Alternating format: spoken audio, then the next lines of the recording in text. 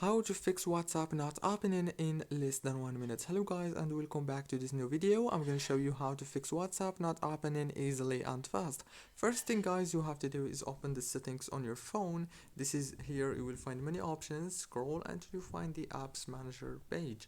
Click on it and then go to the apps. Right here on this page you will find all the apps that you have on your phone.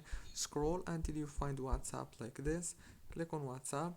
And now here on this page you have to do one thing only. Click on force stop, and after that go back to the settings, and this time click on wireless and networks and enable the airplane mode and wait a few seconds, and after you wait turn it off. Now you have to do one last thing, is just restart your phone and reopen WhatsApp, and the problem must be fixed easily.